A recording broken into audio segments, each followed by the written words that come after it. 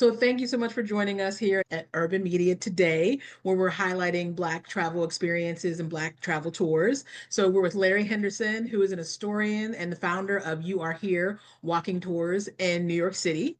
And you are a born and raised New Yorker and also a Renaissance man with a vast background. It looked like you were in the Army, or you were a paralegal, a correctional officer, photographer, and minister. So that's quite the experience. You are featured in a YouTube video with the food vlogger John Barr, which has almost 85,000 views at this point. So I think you're probably going to get to 100,000 very soon. So there's a lot of interest in what you know about Okay. soul food of the city. Yeah, John Barr is doing his thing. I'm glad he decided to take my tour. We Mm-hmm. turned it into a food tour, and I showed him some history, showed him some spots that the local people eat in Harlem. Mm-hmm. That's amazing. Yeah, that's Yes. wonderful. And just in researching you a little bit, you believe Harlem is more than a neighborhood. It is a living record of resilience and power. And I think it couldn't Right. be put any better. So tell me more about Harlem and what made you decide to create this tour in particular, The Soul of Harlem, which is what I took in 2024. But I see that you also have other tours that we can talk about as well. So what made you start doing this? How many years have you been doing it? Oh, excellent question. I've been doing tours for about 6 years. Hmm. My main tour is the Black History Wall Street tour, Hmm. and most of my guests are from overseas. Hmm. And for years, they kept telling me after the downtown tour that they wanted to go on a Harlem tour. And Mm. they said, why don't you do a tour on Harlem, Larry? And I said, well, I'm not really interested in Harlem because I was born there. My family lives there. I'm in Harlem all the time. Hmm. But they kept asking me. So I said, let me do some research. And then I did Hmm. some research on Harlem's history. And Hmm. I realized I don't know much about Harlem. I just know what Hmm. places are located, but I didn't know the Hmm. history behind it. And once Ah, I found out the history behind it, then I was pretty excited about starting a Harlem tour. And it's oh, that's been my most amazing. popular tour ever since. So you started 6 years ago and you were doing the original Wall Street tour. So how many years have you been doing the Harlem tour? For about 4 years now. Okay. And Okay. altogether, I've given over 1,500 tours. Wow. So yeah, so you're a historian. So is that something you just started doing your own research, or was it more formal, or how did you, or you just always been a history lover? Yes, I'm a self-proclaimed historian. I Hmm. don't have the titles to back it up, but I love history. Hmm. I'm a book reader. I'm a bibliophile. Hmm. I love Black history, and the main reason I love Black history is because it was denied to me when I was younger. Mm. Yes. So when I came to my consciousness, I Hmm. realized how much I didn't know, and I Yes. haven't stopped learning about Black history ever since. Wow, that's amazing. Yeah, that's another reason why we want to continue to highlight tours like yours because one, you know that in the United States, we have not learned enough of Black history of this country. I think it's important that I think as Black people, that we take our learning about our history into our own hands because one, we should, and two, because we're going to have to. With the current administration, we're seeing that there's a lot going on to cover up and remove what little history we do know. So more important now than ever to really share this story. When I travel and find tours that are focused on Black history, that to me is a proactive way on my own to learn more about my history and also support the tour. And then the great thing about it is most tours are also highlighting the neighborhood and the community in ways that we can support Black businesses there too. I really enjoyed that aspect of your tour that there are different locations and restaurants and things that you introduced us to that we could patronage, and Right? support. Yeah. Yeah. Because when did you take my tour? It was the end of May in 2024, so it'll be almost 2 years. Yes. Okay. Yes. And my new favorite picture of myself is from that tour. It's me sitting on the steps of On the Langston steps. Brownstone. Yeah. And So, they're restoring the Langston Hughes house because oh, it that's needed some love, amazing. I guess, when you saw it. But Uh-huh. they're restoring the facade, the banister, the railings, the steps. They got a huge donation Hmm. and they're restoring it. So it's going to look like new next time you come to Hall. Oh, that's amazing. Yeah, I definitely want to come back to Harlem. I was actually, I think you had shared that there was someone who lives in the house who sometimes is able to come out and greet the tours, but she Yes. wasn't there that day. Who was that? I'm not sure if she wants me to let people know her name. Okay. It's Okay. a private residence, Okay. but she opens up the house to the public. Oh, Sometimes I that's get access to it because there's a mhm, curator and a manager of events, and I contact him before my tour if I have like mhm, 10 or more people, mhm. and he gives me access to the house. Yeah. Yeah, it's like a museum inside. I feel special Wow. every time I enter. Yeah. That's the thing I think is so important about a lot of tours is that they're not extractive of the local community. Obviously, you're a historian, but you're also a beloved community member. And so that's why I think it's important to do tours like yours, where it's someone who really, even if you didn't grow up in the community, although you did, someone who has made it a point to connect with the people and really know them and make it about learning the history and also celebrating the people and supporting the people. So I thought you did an amazing job with that. So just about every block I take my guests to, I'm Hmm. speaking to somebody on the corner or on the stoop. So I develop a relationship with the people in the community over the years because I'm there Hmm. practically every day. The only Hmm. days I don't do tours is basically Sunday and Monday. But from Tuesday to Saturday, I'm there often. And, when you're a regular in the neighborhood, people get to know you. Hmm. So I know them by first name basis. They know me. They Hmm. speak to my guests. My guests are usually impressed. They say, "How do you know all these people?" I said, "If you walk these streets every day, you would know them too." Hmm. Yeah, definitely. So for the Harlem tour, what I really enjoyed was seeing the neighborhood.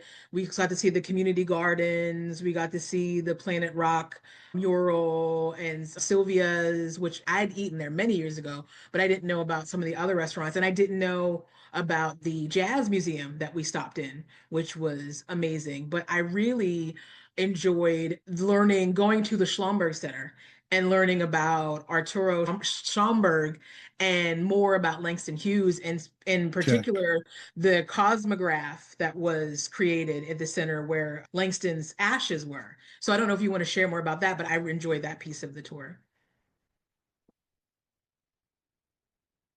Yes. So the route changes depending on the weather. So you took the extended tour where I Hmm. was able to go that far north to the Schomburg Center. That's Hmm. one of my favorite stops Hmm. because it's not only a museum, it's a repository of all the rarest Black books you could find in the world. They have Hmm. nice exhibits. Like this month, the exhibit is celebrating the 100th year of the Schomburg Center. Mm. And they also have the American Negro Theater in the basement.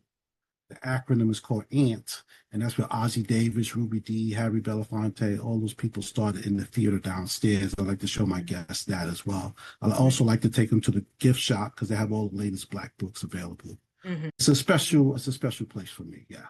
So I Yeah. love going to that place. And you also mentioned the Harlem Grown, the Hmm. farm.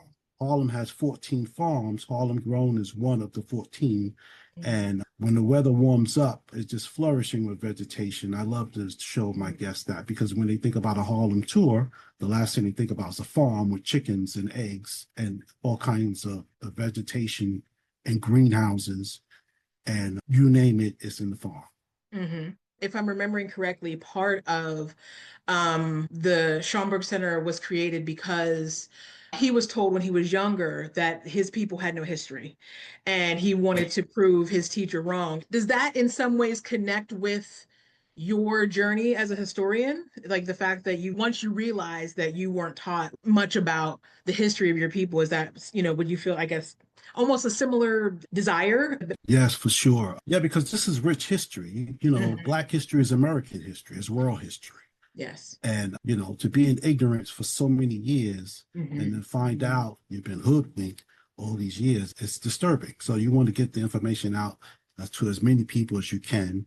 And that's what I'm doing with my tours. I'm letting people Hmm. know the real history and the fact that Harlem has a history Hmm. filled with American history and Hmm. global history.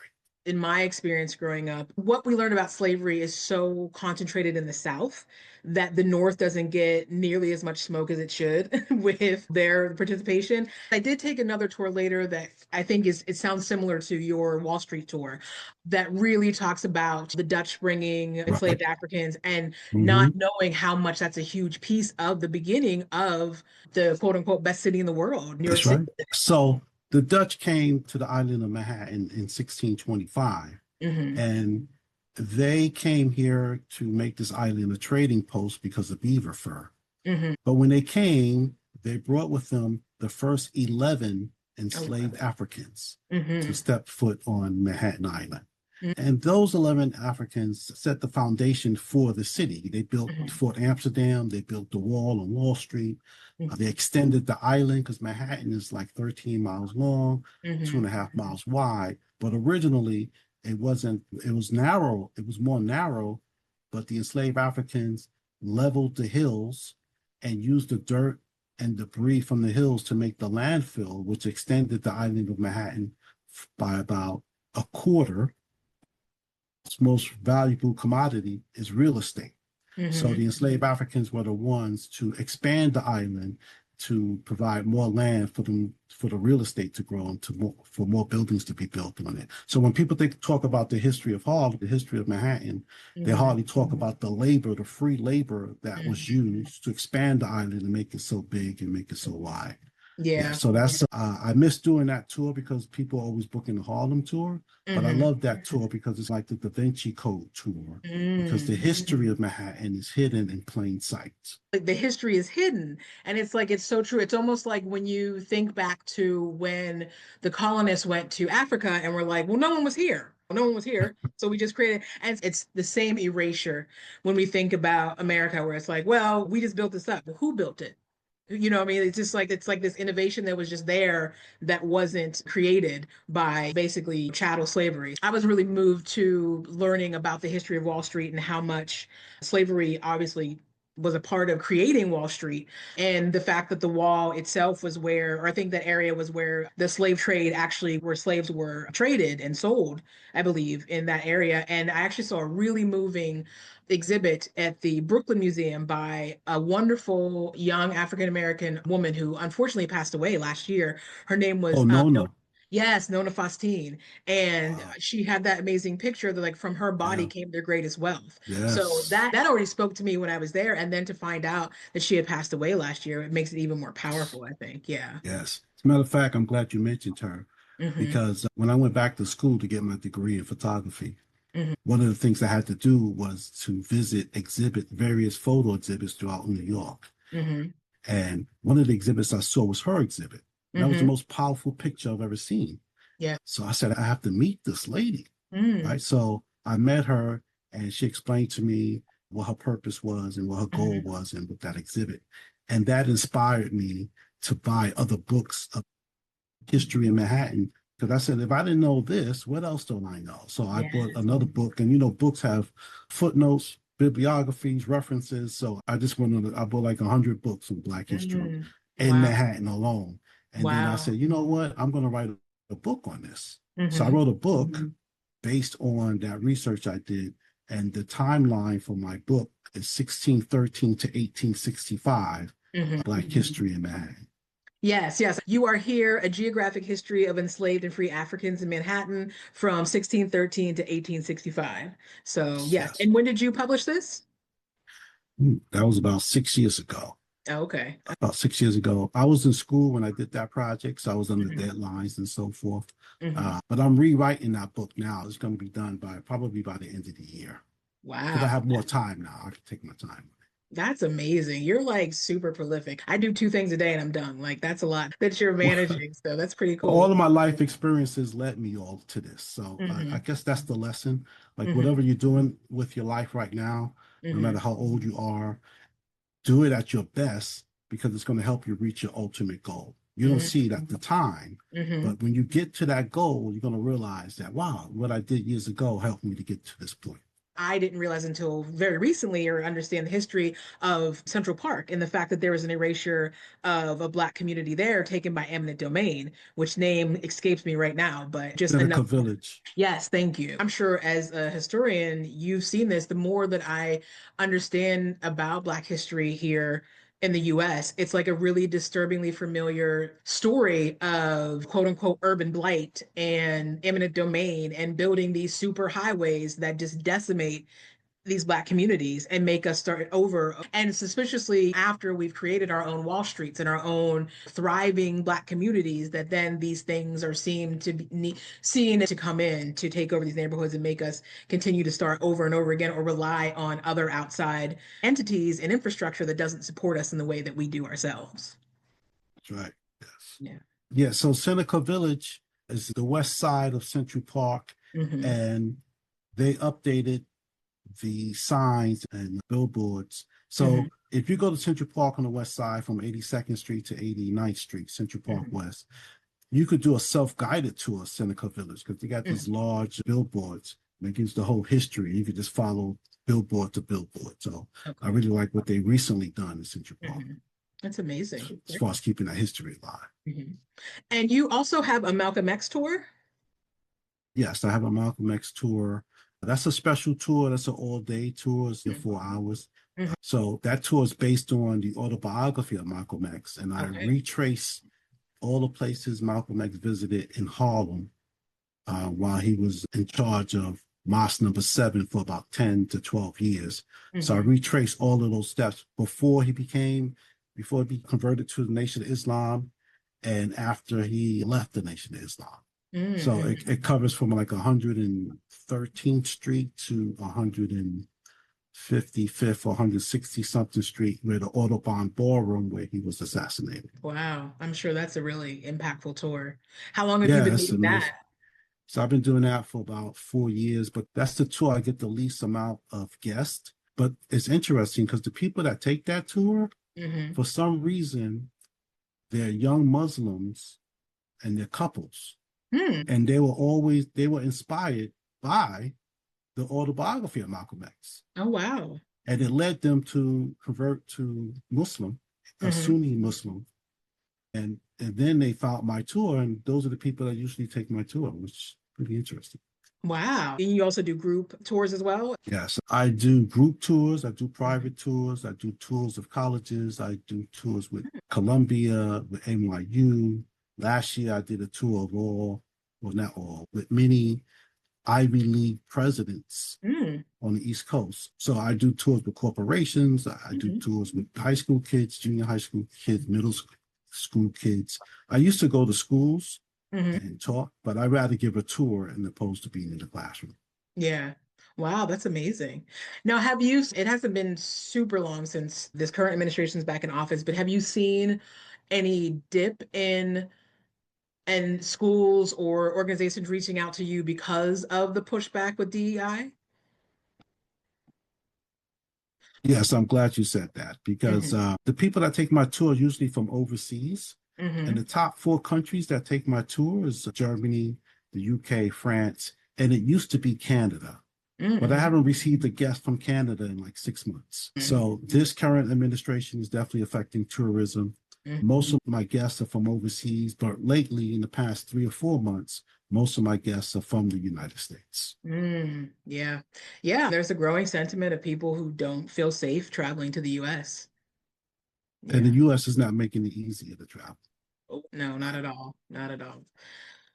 Why is it important to you to share the particular histories, the historical stories that you're sharing through your tours and through your books? Because there's a lot of problems in the world, but I think Hmm. one of the ways to alleviate some of the problems is education. Hmm. And I think the more Black people and people in general learn about Black history, the more proud they would be of it. And the more inspired they would be of it to be better people and to try to emulate and to try to walk in the footsteps of some of these giants that I talk about often. So Yeah. I think it's important because it could change lives. Hmm. It could change like people if people know how great they are, then they could Hmm. behave great. Yeah. But if they're Yeah. always presented with negative images and every negative stories, then it's not going to help them to grow. So I think Hmm. this tour it helps people to grow. It's inspirational, Hmm. and then once they get this knowledge, they could pass it along. Each one teach one. It's interesting to note today we're speaking on the day that unfortunately Reverend Jesse Jackson has passed away. But I don't know if there's anything you learned about him or anything you'd like to share about him and his impacts maybe on New York or just Black history and the struggle for civil rights. Yes, this is just in relationship to what you just said about helping people. One of his quotes is, "Never look down on anybody Mm, unless you're trying to help them to get up." yes, yes. And so you have a new book that is coming out, or it's out already. It is out already. Yes. Yes, you have a new book. So it's called You Are Here, A Walk Through Harlem, Past and Present. And obviously that name is part of your tour company, You Are Here Walking Tours. And so the chapters are read like a walking tour, and it explores the Harlem Renaissance, gentrification, and the changing demographics of Harlem. And it blends accurate history with creative storytelling. So tell us Yes. more about your book and what made you write it and what you're excited about and where we can purchase it, all that good stuff.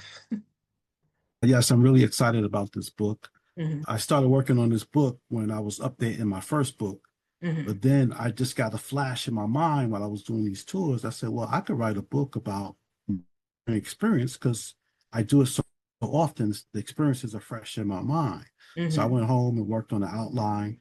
I finished the outline in a couple of days, and then I Hmm. started writing the book. Now, the writing process was the hard part. So that took about 8 months to finish. The outline, 2 days, but the actual put it together in a narrative form Hmm. to make it interesting, it took about 8 months. Yeah, Wow. so I'm glad I did it. I think it's worth the read. It's a quick read. It's a historical fiction. It's the sites are real, the sites in Harlem are real, the facts are real, Hmm. but the characters are fictional, but they're all based on some of the things that actually happened on my tour. You might read the book and say, "Did that really happen?" Hmm. If it sounds outrageous, it chances are it really did happen. Yeah. I just changed the name to Hmm. protect the innocent. Hmm. But yeah, so it's like if you've never been on my walking tours, reading this book, you feel like you're on the tour because it's not Hmm. just a historical book, it's an experience. You Hmm. feel like you're actually walking through Harlem with me and 10 other people. Hmm. That's amazing. And where can you buy the book again? At this point, it's just Amazon. Okay. Yeah, Okay. Amazon. So you can just look up my name, Lawrence Henderson, and look up the title, and Hmm. you'll see it. Or you can Okay. go to my website, which is you are here walking tours.com.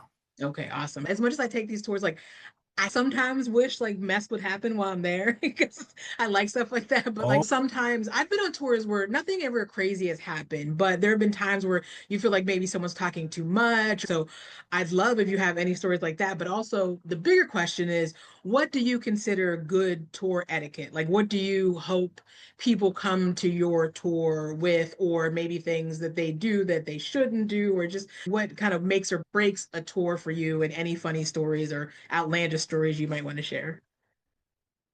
what's the tour etiquette? So Hmm. I average between 4 and 10 people per tour, Hmm. which is nice. But I Hmm. prefer 1 to 4 people. I like a small Hmm. crowd. I like the intimacy. I like to learn from my guests, Hmm. and it's a growing experience. And it's more intimate. When I have like 4 people, we go all walk together. When I Hmm. have 10 or more people, we're walking stagnant, and sometimes I feel like I'm talking to myself. Hmm. But I don't know what the screening process is for Airbnb, but 99.9% of the time, the people that take my tour are wonderful people. It's just amazing people. They fall into 5 categories, professional categories for the most part. The Hmm. number one profession that takes my tour are educators or teachers. Number two is lawyers. Number three is healthcare profession. Number four is computer field. And number five is an NGO or nonprofit organization. Now, other people take my tour, but these are the 5 main categories of people that take my tour all the time. The people from the computer field, is there any particular reason, or are they just people who like to learn? I think they have more free time Okay. because they work online, they work at Hmm. home, they get a flexible schedule. Gotcha. But I think what ties all those professions together Hmm. is that they all could use some more information about Black people Yeah. because those professions, some of them don't have many Black people. So Hmm. they could figure out more Black history and incorporate it in their field of work Hmm. and make them reach more people. And your other question was, oh, any unique experiences? Yes. Yeah, I had a couple. Yeah, in Hmm. Harlem, right? So Hmm. one time I had about 12 guests Hmm. and we were walking. I saw this disturbed man like a Hmm. half a block away. And I Hmm. know just by being in New York City my whole life to avoid eye contact when you see trouble coming. So I Hmm. avoided eye contact, but the guy just zeroed in on me. He zeroed right Hmm. in on me, came up in my face and started cursing at me and saying, I'm going to F you up and blah, blah, blah. And I said, are you serious, man? He said, yeah. I Hmm. said, okay. So I put up my hands to defend myself. And then he changed his mind. He said, no, I was just messing with you. I was just messing with you. So when I turned around to tell my guests that everything was okay, Mm-hmm. the guests, what they weren't there. They were across the street. They left me. So They didn't even try to call, try to get 911 uh, or find. no, Wow. and I was like, where did they go? And then I saw them across the street. I said, come back over here. Everything's okay. And then I told them everything was okay. And then it was the weirdest thing because after that, we continued to tour Mm. and nobody said a word about what happened. Was it mostly a Europe, not European, but like international? Yes, yes, I'm sure, but it's funny they didn't say anything, but I'm sure when they went back home, they were like, let me tell you what happened in New York City. yeah. That was a close call. Because Wow. I'm an Army veteran. I worked in corrections. I grew up on the streets. Mm-hmm. But when you touring around with people, you are responsible for these people. Yes. But that rarely happens. People could tell by the way I walk and by the way I conduct myself that, Mm-hmm. I know what I'm doing. I belong Yes. here. I'm not an Yes. outsider. Exactly. Yeah. That's very obvious during the tour. Yeah. What I loved about the Harlem tour is that Mm-hmm. people come to Harlem with preconceived ideas, Mm-hmm. right? And when they finish my tour, they're amazed because it's nothing that they see on television. It's nothing that they Mm-hmm. see in the movies. Mm-hmm. They're expecting, all this action and drama. But Mm-hmm. Harlem's, first of all, it's hard to live in Harlem because it's so expensive, the cost of Yeah. living. Yeah. Most people that live in Harlem are now professional people. So Mm-hmm. people are just busy working, trying to make ends meet.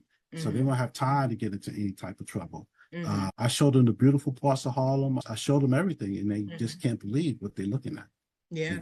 Some of them might be disappointed because they were looking for more action, but it's not there. Mm-hmm. Harlem has definitely changed, and of course, we all know gentrification had a large role or played a large role in that. You have three great tours already, and that's a lot for one person. Do you have any plans for any additional tours?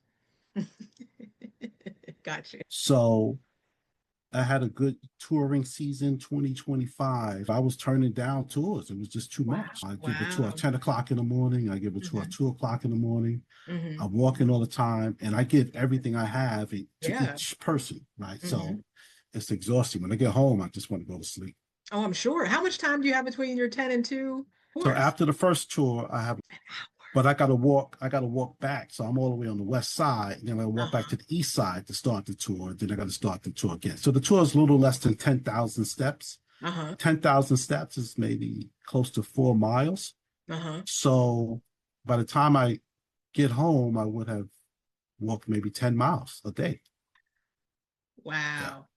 Yeah, your energy. That's amazing. That you're doing a great service for the city. So that's commendable. Yeah. That's awesome. You highlight so many people in your tours, so many historical figures in the Black community.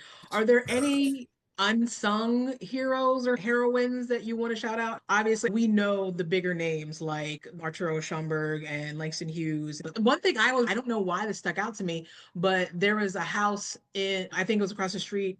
No, maybe it wasn't Right. across the street from, Uh-huh. but it Uh-huh. was It where there was was. a handyman and he had Yeah. all of the pictures. So it's like people like that in the community, whether it be the Harlem tour or it be the Wall Street tour, like who are some unsung heroes in New York that most of us don't know that you feel is important to the history of the city? Well, first of all, did you meet him? Did you get a chance to meet No, he that wasn't man? there. He wasn't there, Oh, okay. unfortunately. Yes. All right. So his name is Mr. Earl, right? He Okay. has a house in Harlem across the Hmm. street from the Langston Hughes house. I Hmm. call it the White House of Harlem because he got a Yeah. white picket fence. Hmm. And he has a large amount of posters on his window, right? Hmm. Harriet Tubman, Frederick Douglass, Malcolm X, Langston Hughes. So when I walk by the house, I look for him because he likes to talk to my guests. He Hmm. bought the house in 1969 and he bought the Hmm. house for $1. Wow. Real estate, brownstone in Harlem, the average price is anywhere between 2.5 and $6 million right now. But he Yeah. bought that house in 1969 for $1 because the city had a program, the urban renewal program. They had the dollar program where you could buy these houses. You got to fix it up.